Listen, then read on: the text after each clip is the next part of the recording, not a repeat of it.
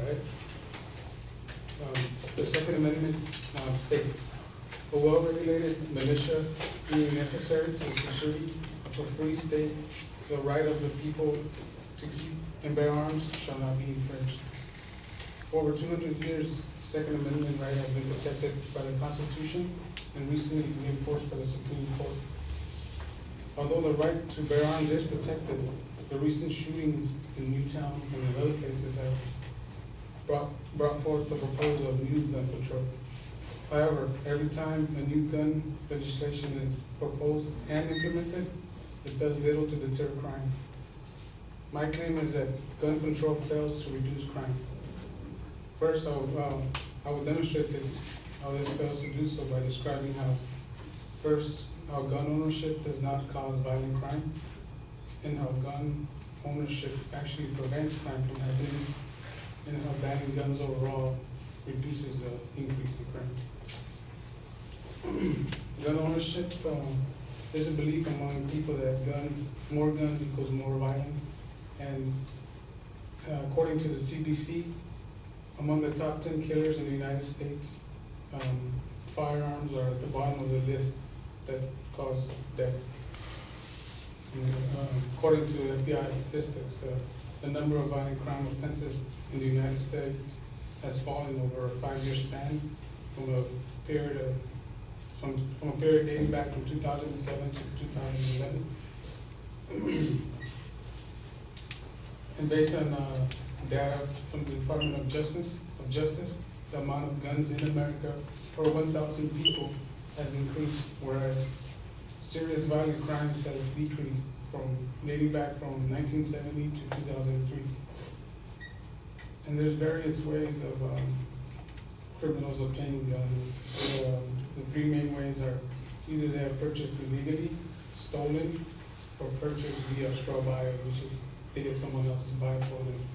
And the person intending to commit a crime is going to obtain a gun regardless.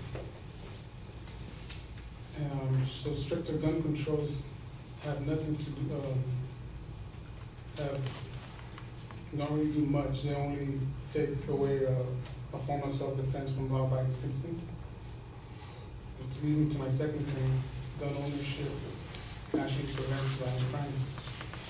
In a recent survey conducted by armed actors, estimated that out of 100 residents, 89 owned a firearm, which equal to a total of 270 million civilian firearms as of 2011. And that's just including civilians, not including law enforcement or government. And according to the National Safety Council, guns are approximately used 2.5 million times a year in self-defense against crimes. And this is it's on the notion that it's not who uses the gun, but what the gun is used for. And an article written by Lance Kelp, he quotes, the question is not whether the guns are used to commit murder and suicide. Obviously, guns are used that way, but they are also used to prevent murder and to deter harm. Presumably, that is the reason for society's arming law enforcement officers, and also the reason why uniformed officers are not generally targets of robbery. And although guns are used in crimes, living in a gun-free society can be much more dangerous. And which leads me to my third claim. Banning guns overall leads to the increase of violence, of crime. History has shown that banning firearms that has led to a spike in crime in different societies. And for example, in the 1960s and 70s, the gun-free Soviet Union murder rate was the same, if not higher, than the United States, which was a gun-ridden country. And then between 1998 and 2004, Russia's murder rate nearly increased 4 times higher than America's when they implemented a ban on guns. And then, which is not a good, it always leads to more crime when banning a gun.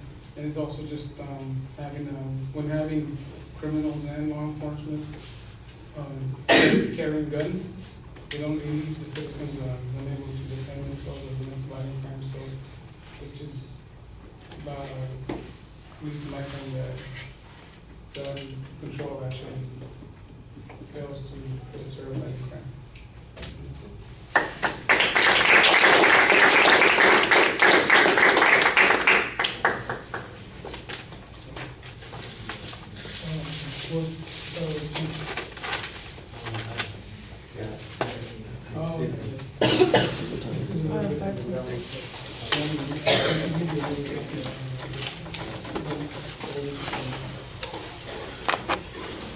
All right, Antonio, I thought that the opening was pretty good. You had a clear statement of what your claim was going to be. There were some pretty clear labels on the secondary points that you were going to be presenting, although in the second part of that preview, the material started to run together. There was good background information on the demand for gun control, so we know why there's a controversy that's going on here.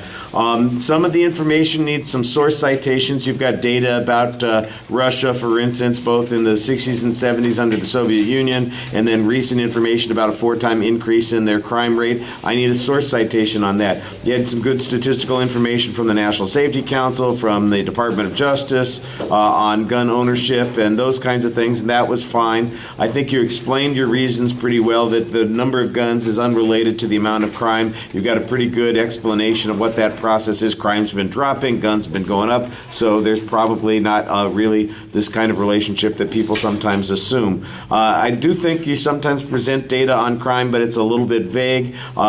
You're inconsistent on the source citations. Like I said, some things had good citations, others didn't. You want to be a little bit more consistent about that. On the presentation, your voice drops down a little bit. You start off pretty well, but then it drops down. Where are you? Then you're kind of quiet the whole rest of the time, and I think you need a little bit more energy to sell yourself, and it really becomes problematic at the end because it sounds like you're bailing out on the speech instead of finishing forcefully. You want to leave us with a good impression, especially since you're the last speaker of the evening. All right? So, thank you all very much for being